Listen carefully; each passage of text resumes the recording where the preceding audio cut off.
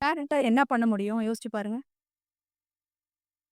லட்சக்கணக்குல போட்டு உன்னையெல்லாம் படிக்க வச்சாக்கா, நீ புஸ்தகத்தையும் எறிவ, நீ வேற எதையும் செய்வ.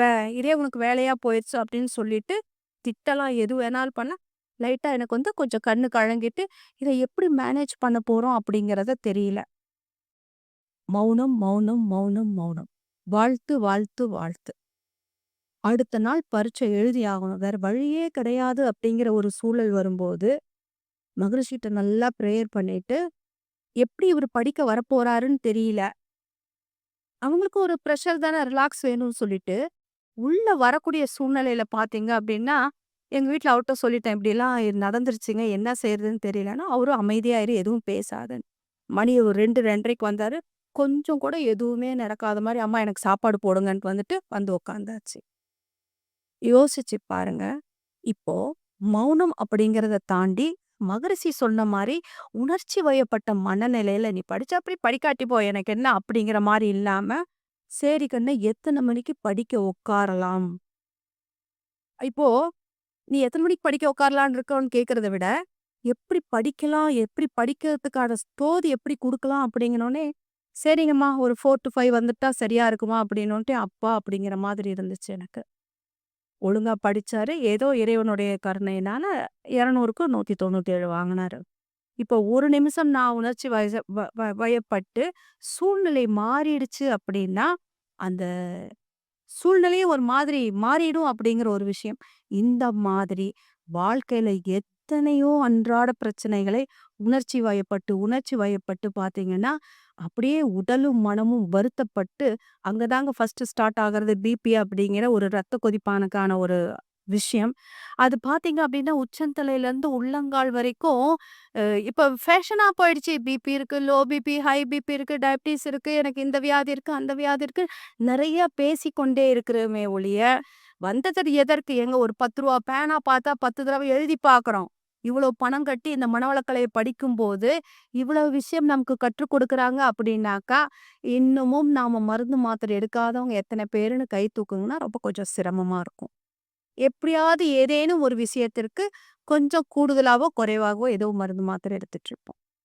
ஸோ அந்த நிலையெல்லாம் மாறி, உணர்ச்சி வயப்பட்ட மனநிலையிலிருந்து வெளியில வந்து, எதற்காக பிறந்திருக்கிறோம்?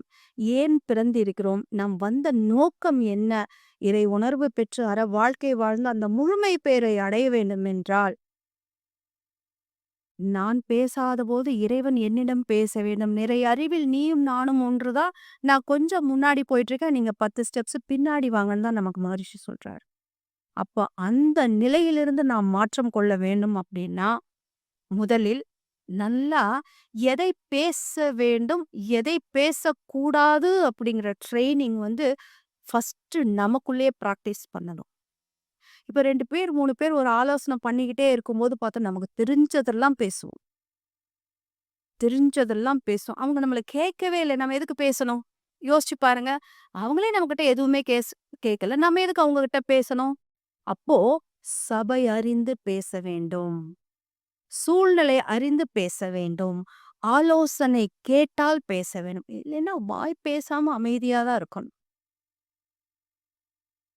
ஆனா அது ஒரு சில சமயம் நம்மால முடியறதில்ல. ஏன்னு கேட்டீங்கன்னா, அப்படியே மௌனமா இருந்தா கூட என்ன வாயில என்ன வச்சிருக்கிற ஜடமா நீ வாய் திறந்து தான் பேசேன்.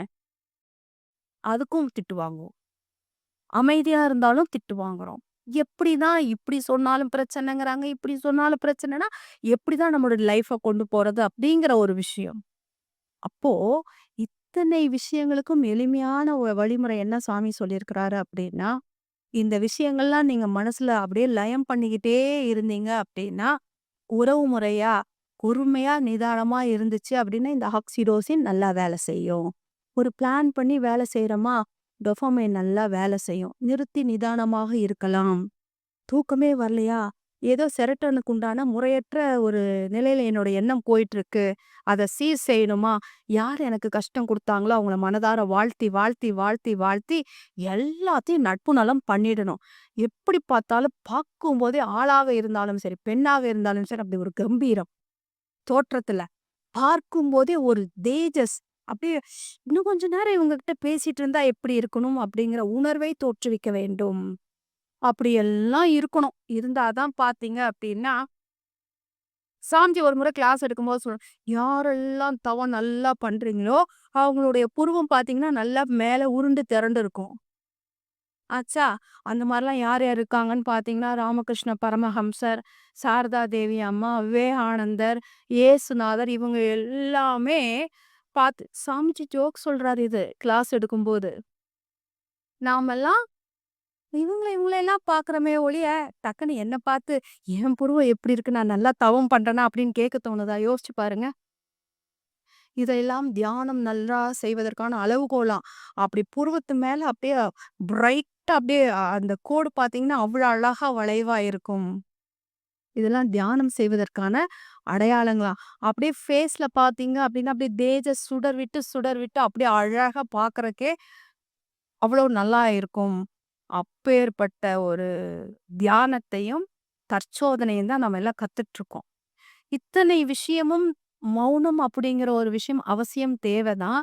இத்தனை விஷயமும் கத்துக்காம இதை முறைப்படுத்தாமல் மௌனம் என்பது கொஞ்சம் சாத்தியம்.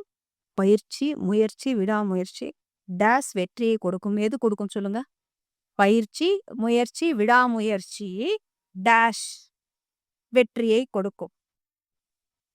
ம். Very good. தொடர்ச்சி தான் வெற்றியை கொடுக்கும்.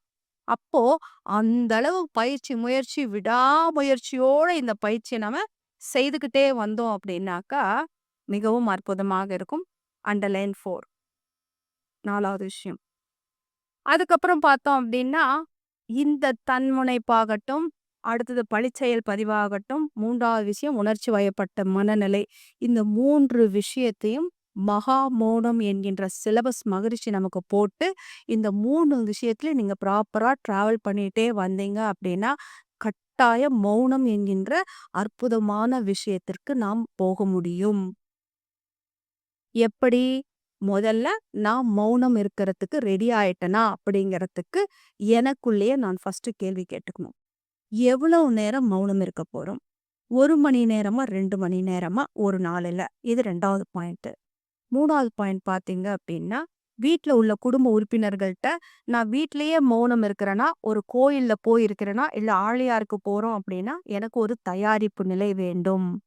என்ன தயாரிப்பு நிலை அப்படின்னா, என்ன விஷயத்துக்காக நீங்க மௌனம் இருக்கிறீங்க அப்படிங்கிற ஒரு விஷயத்தை முதல்ல உங்க மனதில் எழுதி வைக்க வேண்டும். ஒரு பிரார்த்தனையாக இருக்கலாம். ஒரு குடும்ப சூழலுக்காக நம்ம மௌனம் இருக்கலாம். எந்த மௌனமாக இருந்தாலும் நம்ம கவலைப்பட வேண்டாம். அந்த மௌனத்திற்கு ஏற்ப சரிங்களா? ஜென்ரலா ஒரு குடும்பத்திற்காக குடும்ப வளர்ச்சி, குடும்ப ஆரோக்கியம் என்றால் பஞ்சபூத நவகிரக தவத்தை அடிச்சுக்க ஆள் கிடையாதுங்க. குடும்ப விஷயம், குடும்ப உறவு மேம்படுது, சண்டையா இருக்கு, பிரச்சனையா இருக்கு, பொண்ணுக்கு கல்யாணம் சீக்கிரம் அமையல, ஒரு நல்ல வேலை கிடைக்கல அப்படிங்கிற ஒரு விஷயம் வந்தது அப்படின்னா, கம்பல்சன்ஸ் பஞ்சபூத நவகிரகம் போகும். எப்பயுமே எனக்கு ஒரு குழப்பம். வாழ்க்கையில என்னால முடிவு எடுக்கவே முடியல. எப்ப பார்த்தாலும் கருத்துக்கள் முன்ன பின்ன எனக்கு முறையற்ற நிலையில இருக்கு. அப்படிங்கும்போது கட்டாயம் எண்டோகிரைன்ஸ் கிளாண்ட்ஸ்ன்னு சொல்லக்கூடிய நாளமில்லா சுரப்பிகளுடைய தன்மை மாறுபடுகிறது. அப்ப மௌனத்துல எனக்கு 9 மையம் தான் சித்திக்கும். அப்ப 9 மைய தவத்துல நீங்க நல்லா மௌனத்துல ஆழ ஆழ போகும்போது, மூலாதாரத்துல இருந்து ஒவ்வொரு சக்கராஸும் நல்லா ஆக்டிவேட் ஆயிட்டு, அங்க இருக்கக்கூடிய தடையோ, தேக்கமோ போக ஆரம்பிச்சுரும். இப்படி உங்களுக்கு ஏதாவது ஒரு உணவின் மேல ஒரு தாக்கம் இருந்துச்சுன்னா, ஒரு பஞ்சேந்திரிய தவம்.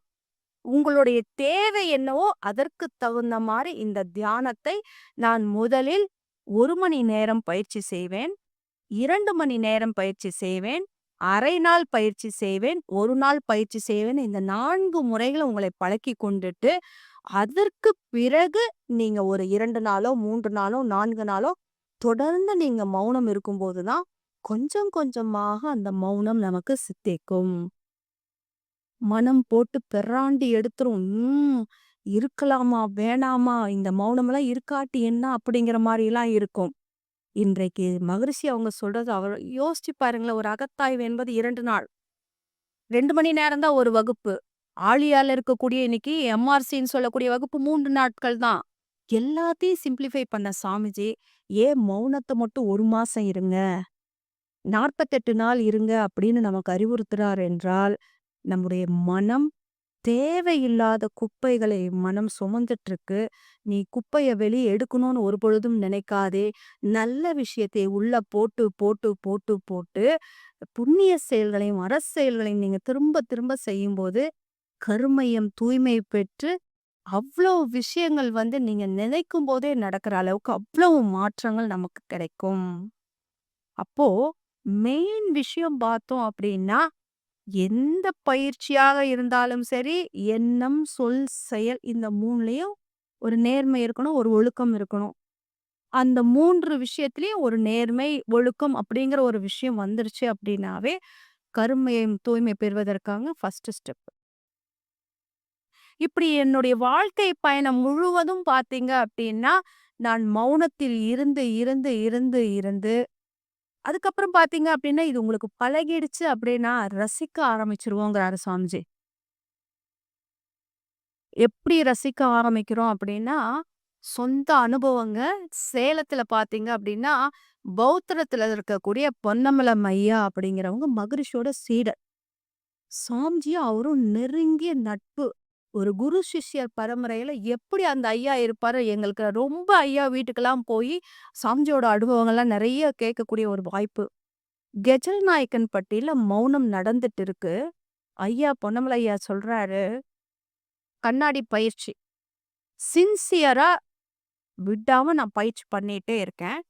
பயிற்சி பண்ணிட்டே இருக்கும்போது பார்த்தீங்க அப்டின்னா, ம் கிட்டத்தட்ட அவருடைய பிரார்த்தனையின்படி பார்த்தீங்க அப்டின்னா, ஒரு குறிப்பிட்ட நாள் அவரு ஏதோ ஒரு 48 நாளோ, 21 நாளோ கணக்கு வச்சு தான் செஞ்சுட்டு இருந்தாராம். ஒரு 10வது நாள், 11வது நாள் பார்த்தீங்க அப்டின்னா, கண்ணாடி பயிற்சியில கரெக்ட்டா மகரிஷியோட உருவம் அப்படியே அவருக்கு அகக்காட்சியா வந்துருச்சு. அகக்காட்சியா மகரிஷியோட ஃபோட்டோ வந்த உடனே, அவர் சாமிஜி உண்மையாலுமே எனக்கு அகக்காட்சியா குடுத்துருக்காரா அப்படின்னு பார்க்கும்போது, மகரிஷி பாக்கெட்ல என்ன கலர்ல பேனா இருக்குன்னு நோட் பண்ணிக்கிட்டாரு. அன்னைக்கு என்ன கலர்ல அவரு துண்டு போட்டிருக்காருன்னு கவனிச்சுக்கிட்டாரு. வேஷ்டியினுடைய கரை எல்லாம்னு கண்டுபிடிச்சுட்டாரு. நோட் பண்ணி வச்சாச்சு. அந்த கெஜல் நாயக்கன்பட்டி என்ற ஊர்ல மௌனம் நடந்துட்டு தான் இருக்கு. அடுத்த நாள் கன்டின்யூ ஆயிட்டே இருக்கு. சாமி அமெரிக்காவிலேருந்து வந்துட்டு சென்னையிலேருந்து இறங்கி சேலம் சீல்நாயக்கன்பட்டிக்கு கெஜல் நாயக்கன்பட்டிக்கு பயிற்சிக்கு வராரு. பயிற்சிக்கு வந்த வாட்டி பார்த்தீங்க அப்படின்னா, சாமிஜி நேரா போய் உட்காந்து ஆசீர்வாதம் குடுக்கறதுக்காக இருக்கிறாரு. அவரோட ஸ்பீச்சுக்கு தான் வந்திருக்காரு. ஆனா, அந்த ஐயா கண்ணாடி பயிற்சியில மௌனம். மகரிஷி ஒரு பேனா எடுக்குறாரு. எடுத்துட்டு பார்க்குறாரு, பொன்னமலை ஐயா பார்க்குறாரு.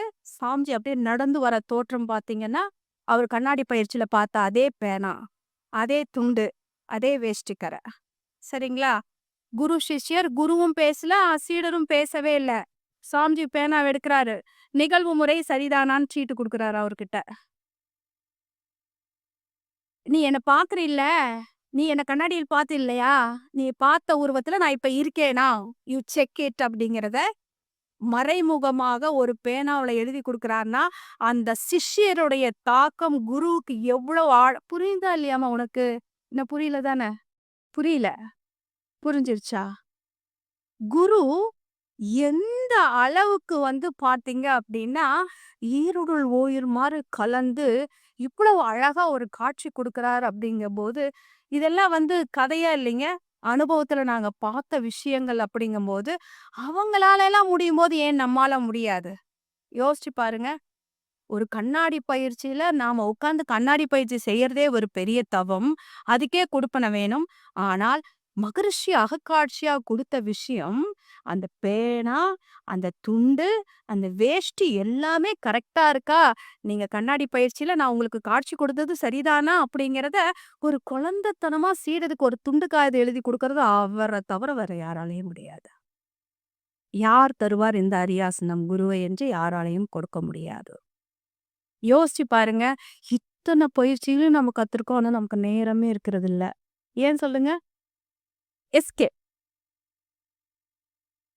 நாளைக்கு செஞ்சுக்கலாம். அப்ப நாளான்னைக்கு செஞ்சுக்கலாம். அப்படி மகரிஷி ட்ரெயின்ல அப்படி கை வச்சு பிடிச்சாருன்னா, அந்த ஐயா சொல்லுவாரு. இப்படி கை பிடிச்சு அந்த கம்பி பிடிச்சு ஏறி வலது கால் வச்சாருன்னா, திருப்பி அந்த கால கீழயே வைக்க மாட்டாராம். ஒரே தம்ல பிடிச்சு ஏறுவாராம். நெறைய நாங்களும் பார்த்துருக்கோம். எங்க அந்த தைரியம்லாம் வருது? எங்க அந்த கம்பீரம்லாம் வருது? அப்படிங்கும்போது, அத்தனையும் மகான்களுடைய அருள் பூரணமாக அவர்கிட்ட இருக்கிறதுனால தான், அவ்வளவு ஈஸியா நமக்கு அவ்வளோ வார்த்தைகளாக நமக்கெல்லாம் வெளிய குடுத்து, குடுத்து நம்மளைய ஃபுல்ஃபில்லா கொண்டு வராரு. அப்போ இந்த சூழ்நிலையில பார்த்தோம் அப்டின்னா, இது மாரி சின்ன சின்ன விஷயங்கள் எல்லாமே அவங்களால எல்லாம் முடியும்போது, நம்மளால ஏன் முடியாதா? அப்படிங்கிற நப்பாசையில இதெல்லாம் உங்ககிட்ட நான் பகிர்ந்து கொண்டிருக்கிறேன். நம்மளாலயும் முடியும் அப்படிங்கிற ஒரு விஷயம். இன்னும் எங்களுடைய சொந்த ஒரு அனுபவத்தை மட்டும் சொல்லிட்டு நான் நிறைவு செய்துக்கிறேன். திருக்கடையூர் அப்படிங்கிற இதுல வந்து உங்களுக்கெல்லாம் தெரியும். சஷ்டிய பூர்த்திலாம் ரொம்ப செய்றது ரொம்ப விசேஷம்னு சொல்லிட்டு, அந்த மாதிரி பார்த்தீங்கன்னா, என்னுடைய தாய் தந்தையருக்கு வந்து 70வது வயசுல பீமரத சாந்தி அப்படின்ற ஒரு நிகழ்வு. அந்த பீமரத சாந்தி நிகழ்ச்சி அப்படிங்கும்போது, எனக்கு 3 பிரதர்ஸ், நான் ஒரே பொண்ணு. அப்பாவுக்கு அப்ப 50 வயசு ஆனனால, பொன் விழா கொண்டாடலாம்னு சொல்லிட்டு ஒரு கேக்கெல்லாம் வெட்டி அரேஞ்ச் பண்ணலான்ட்டு அங்க ரெடி பண்ணியாச்சு. எங்க சன் வந்து பெங்களூர்ல வேலை செஞ்சுட்டு இருந்தாரு. மயிலாடுதுறை ட்ரெயின்ல வேலைக்காக வந்து கஷ்டப்பட்டு 4 நாள் லீவ் போடாம ஒர்க் பண்ணிட்டு தூக்கம் கெட்டு வந்தாங்க. அப்பா கார் அனுப்பிச்சு விட்டாரு. எங்க சன் வந்தாரு. வந்த உடனே, "கண்ணு, நான் இப்படியெல்லாம் தாத்தாவுக்கு வந்து கேக்கெல்லாம் வெட்டலாம்னு சொல்லி ரெடி பண்ணியிருக்கேன். அம்மா கொஞ்சம் டயர்டா இருக்கு. நான் தூங்கிட்டு வரேன். நீங்க வந்து ஒர்க் பண்ணிட்டு இருங்க. நான் ஜாயின் பண்ணிக்கிறேன்" அப்படின்னு சொல்லிட்டாரு. ஓகே. தூங்கிட்டு வராருன்னு சொல்லிட்டு கரெக்ட்டா மணி ஒரு 12:30, 1 மணி இருக்கும். சாப்பாட்டு நேரங்க. நானும் கொஞ்சம் நெறைய ஒர்க் பண்ணிட்டே இருந்தேன். அப்பாவுக்கு சர்ப்ரைஸ் குடுக்கணும். அ பீமரத சாந்தின்னா 70 வயதுல வந்து பிறந்தநாள் வரக்கூடிய நிகழ்ச்சி. சூழ்நிலையில பார்த்தீங்க அப்டின்னா, பையன் நான் சாப்பிட்டுட்டு எனக்கு கொஞ்சம் பார்சல் எடுத்துட்டு வந்துருக்கணும்னு சொன்னேன். போயிட்டு ஒரு 1/2 மணி நேரத்திலேயே வந்துட்டு, "அம்மா எனக்கு தல வலியா இருக்குது. நான் போய் படுக்கிறேன்" அப்படின்னு சொன்னா. சரி, சரி, தலைவலின்னு சொல்றானாட்டுக்குன்னு போய் படுத்துட்டேன் அப்படின்னு முகமே சரியில்ல. ஸோ சம்திங் அங்க ஏதோ நடந்திருக்குன்னு மட்டும் அறிவுக்கு தெரிஞ்சுச்சு. என்னான்னு தெரியல. மணி 3 ஆயிடுச்சு. எனக்கு எங்க பிரதர் கொண்டு வந்து சாப்பாடு குடுத்தாரு. 4 மணி ஆயிடுச்சு, 5 மணி ஆயிடுச்சு. யானை அம்பாரியின் மூலம் ஒரு பெண்ணு தான் மாலை எடுத்து குடுக்கணும் அப்படிங்கிறதுனால, அ கதவ தட்டு தட்டுன்னு தட்டுறாங்க. நான் உள்ள இருக்கேன். "அம்மா, தல ரொம்ப முடியலம்மா, ரொம்ப பெயினா இருக்குன்னோனே" அக்குப்ரெஷர் பாயிண்ட்ஸ் எல்லாம் ஃபுல்லா குடுத்துட்டு, அருட்கா போட்டுட்டு, ஃபுல்லா அவனுக்கு பிரேயர் குடுத்துக்கிட்டே இருக்கேன்.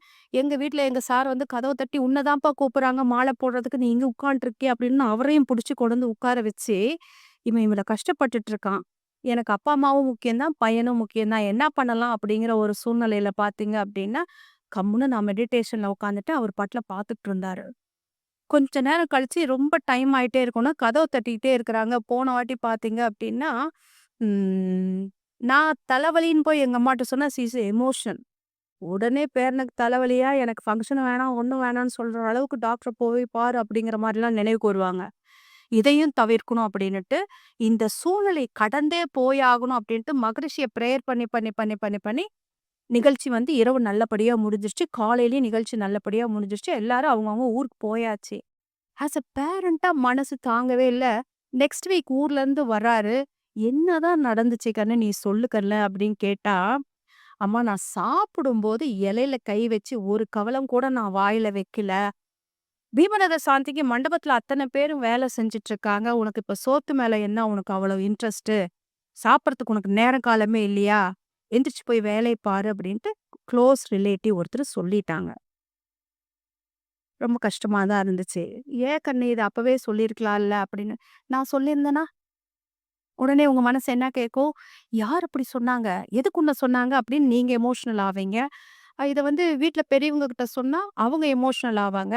ஸோ, நான் சைலன்ட்டா மௌனமா இருந்துட்டேன்னா, யாருக்கும் எந்த பிரச்சனை இல்ல அப்படிங்கிற ஒரு விஷயத்த, நீங்க 2 பேர் இருக்கீங்கல்லம்மா, அது அறிவா எனக்கு இருக்கும் இல்லையா? நானும் அத கொஞ்சமாச்சும் பயன்படுத்துறதுக்கு எனக்கு ஒரு வாய்ப்பு இருக்குமா? அப்படின்னு சொல்லிட்டு வாய் போட்டும், மனம் போட்டும் வெளியில சொர்க்கம் இல்லைங்க. அது வீட்டுக்குள்ளேயே நம்ம கொண்டு வந்தா எப்படி இருக்கும் அப்படிங்கிற ஒரு விஷயத்தை அனுபவபூர்வமாக எந்த விஷயத்த எந்த நேரத்துல சொல்லணும், எத எடிட் பண்ணணும், யார் இதால பாதிக்கப்படுறாங்க அப்படிங்கிற ஒரு விஷயம். நாமெல்லாம் அப்படி இல்லைங்க.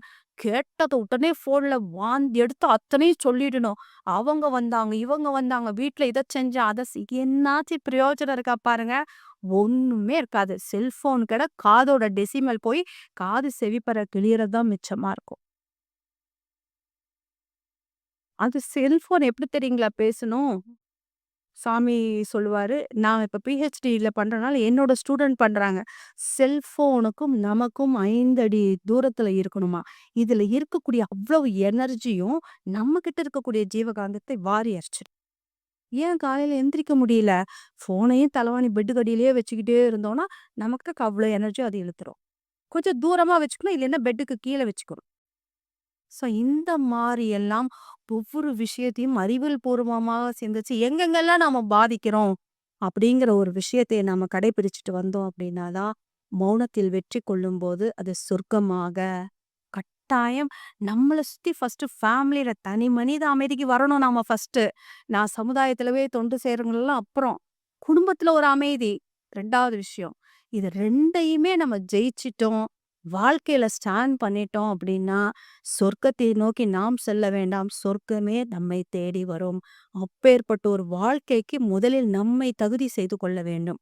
நம்மை தகுதி செய்து கொள்ளும்போது தான், மற்றவர்கள் "என்னம்மா உன்கிட்ட இவ்வளவு மாற்றம் இருக்கு?" அப்படின்னு நம்மளை கேட்கும்போது, இப்படி மனவளக்கலை மன்றம் இருக்கு போங்கன்னு சொல்லணும். மனவளக்கலைக்கு போங்க, போங்க, போங்க, போங்கன்னு சொல்றதுல எந்த பிரயோஜனமும் கிடையாது. அப்ப நான் முதலில் அதை உணர வேண்டும். என்னை மாற்றிக்கொள்ள வேண்டும் அப்படிங்கிற ஒரு விஷயம் வரும்போது தான் சாமி சொல்றாரு, "பேசா நோம்பாற்றுங்கால் அறிவு தன்னை" பழக்கங்கள் எவ்வாறு வழுவாய் மோதி, பேசா நோன்பு கலையாது தன்னை பேச வைக்க பெரும் போரை ஏற்படுத்துகின்றதென உணர்வோம் அப்படின்னு சொல்றாரு. பேசா நோன்பு இயற்கையையும், உயிரையும் உணர்த்தி, நன்றாக இயற்கையை புரிஞ்சு கொள்வதற்கும், உயிரை உணர்ந்துவதற்கும் பார்த்தீங்க அப்படின்னா, இந்த பேசா நோன்பு என்பது நாம் தெரிந்து கொள்ள வேண்டிய பெரிய மறைபொருள். மனதை அறியும் ஆய்வே.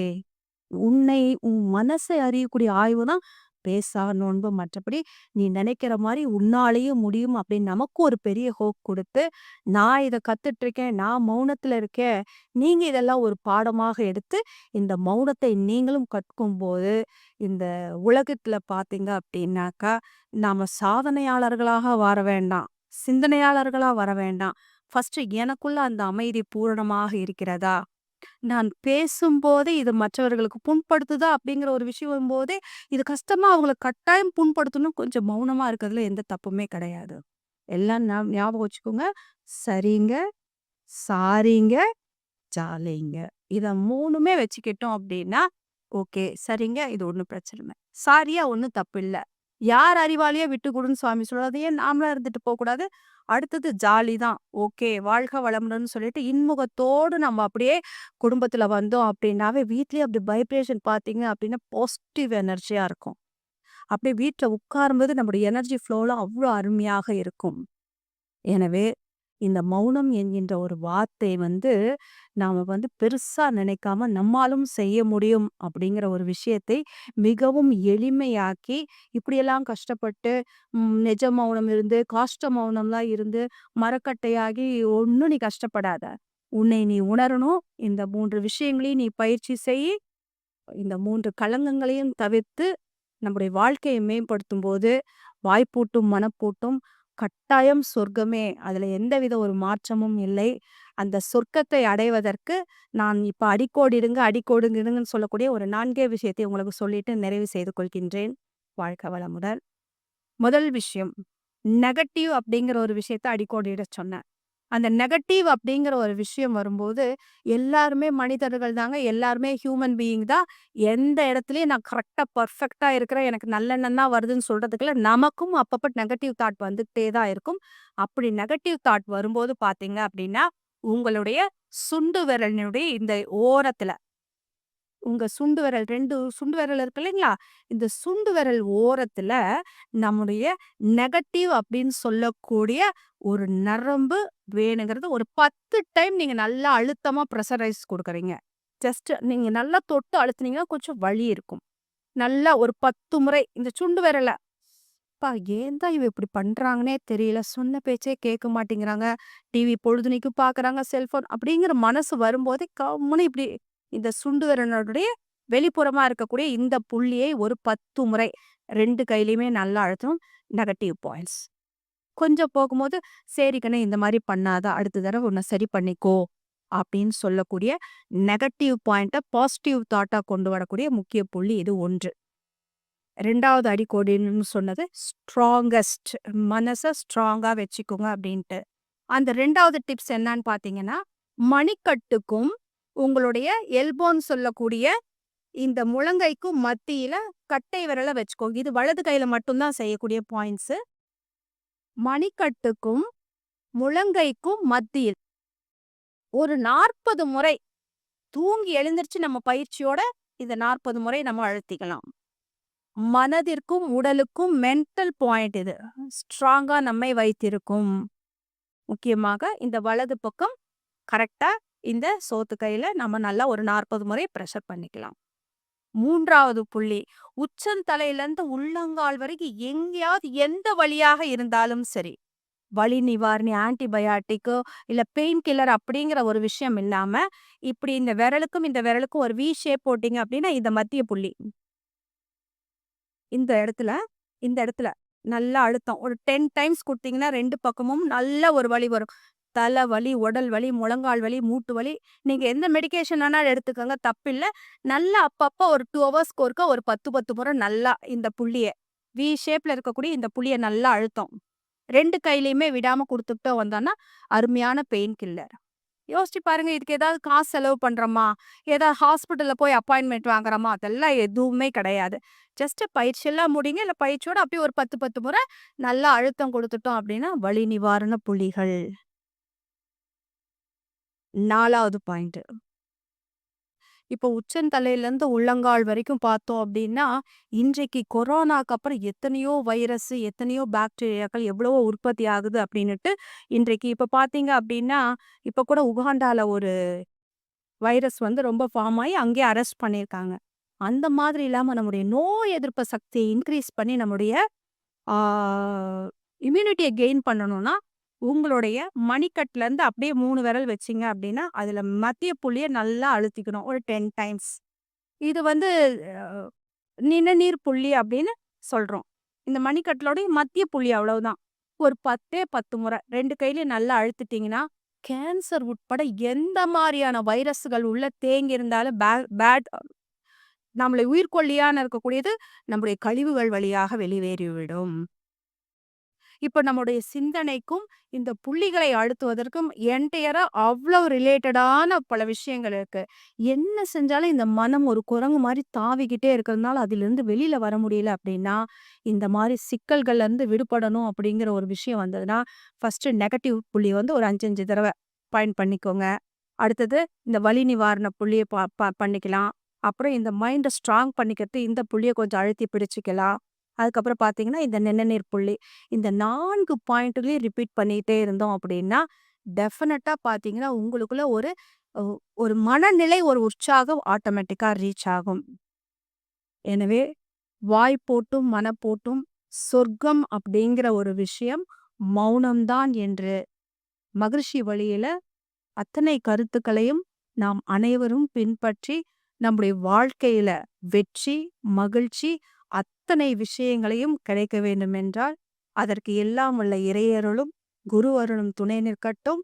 இந்த நாள் மட்டுமல்ல, எல்லா நாளும் சிறப்பாக வாழ இந்த வாய்ப்பை நல்கிய அனைத்து நல்ல உள்ளங்களுக்கும் நன்றி கூறி நிறைவு செய்கிறேன். வாழ்க வளமுடன். வாழ்க வளமுடன். வாழ்க வளமுடன். வரப்போதெல்லாம் நன்மைக்கே துன்பம். ஒர்க் உங்களோட நேச்சர் ஆஃப் ஒர்க் என்னங்கய்யா? மார்க்கெட்டிங். சரி, சரி. சரி, சரி, சரி. கண்ணாடி போடுவீங்களா? கண்ணாடி. சரி. கொஞ்சம் மார்க் வந்ததா? ஐயா கேட்டது ஒரு நல்ல பாயிண்ட்டுங்க. இந்த கண்ணுக்கு வேணுங்கிற அத்தனை விஷயமும் நீங்க என்ன பண்றீங்க அப்படின்னா, தினமும் நீங்க பல்லு விளக்குன உடனே ஐயா நோட் பண்ணிக்கோங்க. தண்ணிய நல்லா கோரா வாயில நல்லா ஸ்டோர் பண்ணிக்குங்க. ஸ்டோர் பண்ணிட்டு, ஒரு வாஷ் பேஷனோ, ஒரு வாளியிலயோ தண்ணி நெறையா வச்சுட்டு, 2 கைகளாலயும் நல்லா தண்ணி எடுத்து கண்களுக்கு ஒரு 7 முறை அடிச்சுக்கணும். 7 முறை அடிக்கிறதோட நோக்கம் 7 சக்ராஸும் நல்லா வேலை செய்யுதுன்னு அர்த்தம். தண்ணி வாயிலருந்து எகைன் கொட்டிட்டு, எகைன் தண்ணி ஸ்டோர் பண்ணிட்டு, இப்ப கண்ணை மூடிட்டு 7 முறை நீங்கள் கண்கள்ல நீர் அடிக்கும்போது, இதுக்கு பேரு ஐ ஃபிளாஷ்ன்னு அர்த்தம். இதை அனைவருமே செய்யலாம். செய்யும்போது கண்களை சுத்தி இருக்கக்கூடிய கண் சம்பந்தமான எந்த பிரச்சனையாக இருந்தாலும் சரி, ஐயா சொன்ன மாரி கண் எரிச்சல் இருந்தாலும் சரி, கண்ல தண்ணி வர்ற பிரச்சனையா இருந்தாலும் சரி, கண்ணை சுற்றி இருக்கக்கூடிய அத்தனை நரம்புகளுக்கும் எஃபெக்டிவான ஒரு பயிற்சி. ஐயா ஒரு நாளைக்கு 5 முறை நீங்க இத தாராளமா செய்யலாம். எப்பல்லாம் உங்களுக்கு அந்த மாரி வண்டி ஓட்டிட்டு இருக்கும்போது, வண்டி நிறுத்தின உடனே கண்ண ஃபர்ஸ்ட்டு வாஷ் பண்ணிட்டு, வாய்ப்பு இருந்துச்சு அப்டின்னா, இந்த ஐ கிளாஸ நீங்க செஞ்சுட்டீங்க அப்டின்னா, நெறையா 2வது கண் எரிச்சல் ரொம்ப அதிகமா வருதுன்னா, உடலில் தண்ணி சத்து பத்தலன்னு அர்த்தம். உங்களுடைய ஹைட்டுக்கும், வெயிட்டுக்கும் பார்த்தீங்க அப்டின்னா, தண்ணி 3லேருந்து 3 லிட்டர் எடுக்கணும். தண்ணி சத்து தான் பெண்களுக்கு அதிகமாக போனுக்கும், நர்வ்ஸ் எலும்புகளுக்கும், நரம்புகளுக்கும் நல்லா வேலை செய்யக்கூடிய அற்புதமான விஷயம் தண்ணீல தாங்க இருக்கு. அந்த தண்ணி எப்படி குடிக்கணும்? கட கட கட கடன்னு நிறுத்தி நிதானமா சப்பி தண்ணி வாய்க்குள்ள வச்சு குடிக்கணும். நான் சண்டிகார்ல இது அக்குப்ரெஷர் ஹையர் கிளாஸ் படிக்கும்போது வாய்ப்பு கிடைச்சு உட்காருங்கய்யா. 78 வயசு ஐயா எனக்கு படிக்க சொல்லி குடுக்கும்போது, அவரு கேட்டாரு, "Vijayalakshmi you are Tamil Nadu people ஒரு இட்லி சாப்பிட எவ்வளோ நேரம் எடுத்துக்குவீங்க?" "Sir we are Tamil Nadu people நாங்க நின்னுட்டே 3 இட்லி சாப்பிட்டுருவோம், 5 இட்லி சாப்பிட்டுருவோம். எங்களுடைய சாமர்த்தியம் அப்படி." "So it is very wrong. You should take 9 minutes for a இட்லிங்கிறாரு." ஒரு இட்லி சாப்பிடுறதுக்கு 9 நிமிடம் எடுக்கணுமா? நடக்கிற காரியமா இதெல்லாம்? 3 இட்லி சாப்பிடுறதுக்கு 27 நிமிஷம் வச்சுட்டு ஸ்கூலுக்கு போறதா, காலேஜுக்கு போறது. இது வேற அம்மா இப்படியா தட்ட வச்சுட்டு சீக்கிரம் சாப்பிடு, சீக்கிரம் சாப்பிடு அப்படின்னா, நாவில் இருக்கக்கூடிய உமிழ்நீர், சலைவா 150 வியாதிகளை போக்கக்கூடிய அத்தனை என்சைம்களையும் உள்ளடக்கியது. நல்லா உமிழ்நீரோட யார் நல்லா சாப்பிடுறீங்களோ, கணையத்துல இருக்கக்கூடிய குளுக்கோஸ் நல்லா ஆக்டிவேட் ஆயிட்டு, சர்க்கரை என்கின்ற வியாதியிலேருந்து ஈஸியா தப்பிச்சுக்கலாம்னா, உமிழ்நீர் இஸ் ஃபர்ஸ்ட் மெடிசன். கட கட கட கட கட கடன்னு அள்ளி போடாம, நான் இன்சுலின் இவ்வளோ யூனிட் எடுத்துக்கிறேங்க. நீங்க எவ்வளோ எடுத்துக்கிறீங்க? நான் இவ்வளோ எடுத்துக்கிறீங்க. நான் காலையில 2 மாத்திரை சாப்பிடுறேன். நான் ராத்திரி 2 மாத்திரை. யோசிச்சு பாருங்க. ஃபேஷனா போயிடுச்சு இல்லைங்களா? அப்புறம் கிட்னில எனக்கு இந்த ப்ராப்ளம் வந்துடுது. அதனால பார்த்தீங்கன்னா, இதுல நெறைய விஷயங்கள் அப்படியே போயிட்டுருக்கு. வாழ்க வளமுடன். ஐயா சொல்லுங்க. வேற யாருக்காவது டவுட்ஸ் இருக்குதா? சாப்பாடு இருந்துச்சுன்னா செய்கை அங்கேருந்து எனக்கு வரும். அது வரைக்கும் தான். இல்லாட்டி வாய்ப்பு கிடைக்காது. வேற யாருக்காவது சந்தேகம் இருக்குங்களா? சொன்னா இப்போ ஸ்கூல் ஸ்டூடெண்ட்ஸ் காலேஜ் ஸ்டூடெண்ட்ஸும் படிக்க அப்போ டைமிங்கே பார்த்தீங்கன்னா நைட் தான் குடிக்கிறேன். இப்போ மெலட்டோனினும் ப்ராப்ளமாகும் செக்கும். கட்டாயங்க. அதுல எந்த மாற்றமுமே கிடையாது. அதுக்கு ஆப்ஷனல் வேற எதையும் கிரியேட் பண்ணணும். ஆப்ஷனல் அப்படிங்கிற ஒரு விஷயம் பார்த்தீங்க அப்படின்னா, நாங்க அவங்களுக்கு வலியுறுத்துறது பார்த்தீங்க அப்படின்னா, நைட் ஸ்டடி யாரா இருந்தாலும் 9லேருந்து 9:30க்கு மேல கூடாது. விடிகாலை 3 மணிக்கு எந்திரிச்சுக்கோங்க. அதுதான் பெஸ்ட். நான் நீங்க சொன்ன மாதிரி தூக்கம் கனமா இருந்துச்சு. பொப்பாங்க வரதான் தேவை. இப்போதான் கிம் பண்ணு. ஆமா. ஸ்கின் ப்ராப்ளம் நல்லாவே வருங்க. வரும். சரி. இப்போ மார்னிங் தான் ம். நீங்க கேட்டனால ஒரு அனுபவம். 1994, 95ல முதல்ல பெண்களுக்கான மகளிர் மாநாடு ஆழியார்ல நடக்குது. சாம்ஜி ஞானசௌந்தரம் மேல பாஸ் எடுக்குறாங்க. நான் ஃபர்ஸ்ட் ஆளா அங்க உட்கார்ந்துட்டுருக்கேன். சாம்ஜி எல்லாருக்கும் ஒரு உற்சாகம். பெண்கள் 500, 600 பேர் மண்டபத்துல இருக்கிறத பார்த்துட்டு சாம்ஜி கேட்குறாரு, யாரெல்லாம் பிரம்ம முகூர்த்தத்துல எழுந்திரிக்கிற பழக்கம் இருக்குன்னு லேடீஸ கேட்டோன்னே அவ்ளோ உற்சாகம். பிரம்ம முகூர்த்தம்னா எத்தன மணிக்கு எழுந்திரிப்போம்? 4:30 to 6 பிரம்ம முகூர்த்தம். சாஞ்சி கம்முனு அதோட விட்டுருந்துருக்கலாம். அப்படி இப்படி திரும்பி பார்த்தா, அதுக்கு அப்படியே மண்டபத்துல பாதி பேர் கை தூக்குனாங்க. அடுத்த கேள்வி கேட்டாரு. யார் யாரெல்லாம் ரிஷி முகூர்த்தத்துல எழுந்திரிக்கிற பழக்கம்? இப்படி திரும்பி பார்த்தா, அதுக்கும் 50 பேர் எழுந்திரிக்கிறாங்க. சாமிஜி மெதுவா சொன்னாங்க, 3 to 4 பெண்கள்லாம் நீங்க 3 to 4 எழுந்திரிச்சா எவ்வளோ நல்லா இருக்கும்னு கேட்கறதுக்கு நல்லா இருக்கு. நமக்கு இங்க 5, 6, 7க்கே எழுந்திரிக்க முடியலையே. யோசிச்சு பாருங்க. அப்படியே சாமிஜி சொல்றாரு, ஓசோன் O1, 2, 3, 4 அப்படியே அந்த லேயர் அப்படியே வர வர நுரையீரலுக்கு வேணுங்கிற அவ்வளோ எனர்ஜி கிடைக்குமா. அவ்வளோ எனர்ஜியும் அந்த விடியற் காலையில எழுந்திரிக்கும்போது கிடைக்கக்கூடியது பார்த்தீங்க அப்படின்னா, இருமல், சளி, ஆஸ்துமா பிரச்சனைலாம் அப்படி போயிடும். அவ்வளோ கஷ்டமா இருக்காம, சுலபமா இயற்கை கொடுக்கக்கூடிய அற்புதமான ஒரு கொடை அப்படிங்கிறாங்க. ஸோ நீங்க எர்லி மார்னிங் படிக்க சொல்லுங்க அவங்கள. இதுக்கான விளக்கத்தையும் சொன்னீங்கன்னா அவங்க அண்டர்ஸ்டாண்ட் பண்ணுவாங்க. வாழ்க வளமுடன். அவ்வளோதான். இன்னும் ஒருத்தருக்கு கடைசியா. Time please. சொல்லு. சுகர் நிறைய நோய் இருக்குது. அது அவங்களுக்கெல்லாம் என்ன பண்ணலாம்? அதுங்க சுகர்ல 3, 4 வகை இருக்குங்கயா. டைப் 1 இருக்கு, டைப் 2 இருக்கு. நீங்க எத கேட்குறீங்க? ஜென்ரலா கேட்குறீங்க. ஜென்ரலா ஃபர்ஸ்ட் விஷயம் உமிழ்நீரோட மென்னு சாப்பிடணும். 2வது முக்கியமான விஷயம் வெறும் வயித்துல காலையில கம்பல்சரி சின்ன வெங்காயம் ஒரு 3லேருந்து 4 பீஸ் நல்லா வெறும் வாயில மென்னு சாப்பிட்ட பிறகு தான் அவங்க காலை உணவுக்கே போகணும். வெறும் வயித்துல. சின்ன வெங்காயம் கம்பல்சரி. அதுல இருக்கக்கூடிய அந்த ஆன்டி மெடிசின் வந்து பார்த்தீங்கன்னா, கணையத்துக்கு வேணுங்கிற எனர்ஜிய அவ்வளவு அற்புதமா சுத்திகரிச்சு 2வது 2டே 2 வெண்டைக்காங்கய்யா. 2டே 2 வெண்டைக்காய் எடுத்து தலைய மட்டும் கட் பண்ணிடணும்.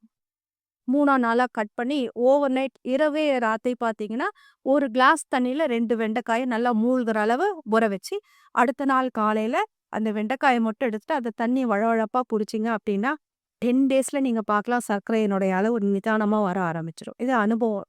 நெறைய பேத்துக்கு எங்க கடையில சொல்லி, சொல்லி எங்க கடையில நெறைய தைராய்டுக்கு it's a wonderful hyperthyroid, hypothyroid வெண்டைக்காய் சாறு வந்து பார்த்தீங்கன்னா, யூட்ரஸுக்கும் உங்களுடைய சினை பைக்கெல்லாம் அவ்ளோ நல்லா ஹெல்த்தியா யூஸ் ஆகுங்க இந்த வெண்டைக்காய் தண்ணி. ஜென்ரலா யார் வேண்டுமானாலும் எடுத்துக்கொள்ளலாம்.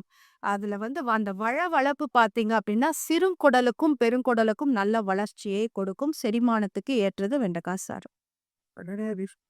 வெண்டைக்காய் எடுத்துக்க வேண்டியது இல்லைங்கய்யா. அந்த தண்ணி மட்டும் ஓவர் நைட் அதுல 1/2 டம்ளர் தான் அந்த வழவழப்பு இருந்தாலும், நீங்க எக்ஸ்ட்ரா வாட்டர் ஆட் பண்ணக்கூடாது. வழவழப்பான இருக்கிற தண்ணி தான் நமக்கு மெடிசனா மாறுது. அத குடிக்கலாம் தாராளமா. கெமிக்கல் தான் அதிகமாக யூஸ் பண்ணுறா. அவங்க நீடி அந்த அளவுக்கு யூஸ் மாற்ற சொல்லு. எதுலைங்கய்யா? ஆமாங்க. எந்த காய்கறி வாங்குனீங்கனாலும் சரி, வீட்ல கல்லுப்பு ஒரு கை போட்டுட்டு, மஞ்சத்தூள் 1 ஸ்பூன் போட்டு நல்லா தண்ணீல வாஷ் பண்ணிட்டீங்க அப்படின்னா, அத்தன ஆர்கானிக்ல இருக்கக்கூடிய உரம் மருந்தோட தன்மை எல்லாமே அந்த உப்பும், மஞ்சளும் கிரகிச்சிடும். அப்புறம் இன்னொரு ஃப்ரெஷ்ஷான வாட்டர் போட்டு நீங்க காய்கறி எல்லாம் நீங்க அலசிட்டு, நீங்க தாராளமா சமைக்கலாம். நீங்க கொஞ்சம் கஷ்டமா தான் இருக்கும். அப்படியே கடையில வாங்குன ஏன்னா ஃப்ரிட்ஜ்ல வேற கட் பண்ணி வச்சுர்றோம். ஏதாவது ஒண்ணு செய்யும்போது பார்த்தீங்க அப்படின்னா, கொஞ்சம் சிரமமா தான் இருக்கும். முடிஞ்ச வரைக்கும் 2, 3 நாளைக்கு ஒருக்கா காய்கறி வாங்கி சமைக்கலாம். அது சிறப்பா இருக்கும். ஐயா. வாழிக்கு உடம்புடா என்னம்மா சரிங்கம்மா. மூட்டு வலி அப்படின்னு சொன்னது இப்ப சொன்னேன் இல்லைங்கம்மா. தண்ணி நெறையா குடிக்கணும் ஃபர்ஸ்ட்டு. சரிங்களா? தண்ணியில தான் அவ்வளோ விஷயம் இருக்கும். சிம்பிளா எந்த இடத்துல முழங்கால், மூட்டு வலி எது சம்மந்தம் வந்தாலும் சரிங்கம்மா, முதல்ல நீங்க ஒரு 50 மில்லி நல்லெண்ணெய் எடுத்தீங்கன்னா, 50 மில்லி கடுகு எண்ணெய். சரிங்களா?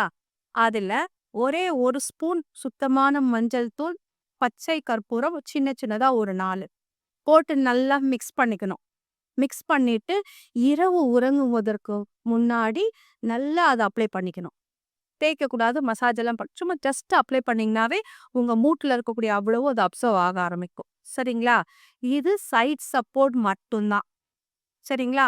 உள்ளுக்குள்ள தண்ணி நெறையா குடிக்கணும். 2வது கால் பயிற்சி செய்யும்போது வேகமா செய்யக்கூடாது. மெதுவாக தான் செய்யணும். மெதுவாக தான் நீங்க வளைக்கணும். ஃபாஸ்ட்டா செய்யக்கூடாது. 3வது விஷயம் காலோடு பேசுங்கள். நான் உனக்கு சின்னதுலேருந்து ஏதாவது கஷ்டம் குடுத்திருந்தா மனசுல வச்சுக்காத அப்படின்ட்டு தொட்டு அதுக்கு மசாஜ் குடுத்து, அதுக்கு ஒரு அன்பும் கருணையுமாக வாழ்த்து போடுங்க. அப்படி அப்படியே கொஞ்சம் சரி பண்ணிக்கலாம். வாழிக்கு உடம்புடா வேற அவ்வளோதான் டைம் முடிஞ்சிச்சு வந்துட்டு உணவு வாசல் வடிக்குது. இன்னொரு விஷயம் முக்கியமான டிப்ஸ் மட்டும் சொல்லிடுறேங்கய்யா. யார் யாரெல்லாம் ரத்த கொதிப்பு, நீங்க கொலஸ்ட்ரால் இந்த மாரி இருக்குது அப்படிங்கிறவங்க, ஒரு 50 கிராம் வர கொத்தமல்லி, ஒரு 50 கிராம் சீரகம், 20 கிராம் பட்டை. இத 3ம் நல்லா வறுபட்டு, மிக்ஸியில போட்டு கோரா நல்லா பவுடரா அரைச்சு, ஜலிச்சு டெய்லி எம்ப்டி ஸ்டொமக்ல ஒரே ஒரு பிஞ்ச் ஒரு சிட்டிகை எடுத்து நடு நாக்குல வச்சுட்டீங்க அப்படின்னா, படபடப்பு அப்படியே ஆஞ்சியோ, ஃபேஸ் பேக்கர்லாம் வச்சா எப்படி ஒரு சத்தம், இம்மீடியட்டா ஒரு எமோஷனல் ஆகுறது, அதெல்லாம் இல்லாம, சும்மாவே நமக்கு இங்க வலிச்சிடக்கூடாது. உடனே ஹார்ட் அட்டாக் தான் வந்துருச்சு, அப்படி ஆயிடுச்சுன்னு ஒரு பயம், மனப்பதட்டம்.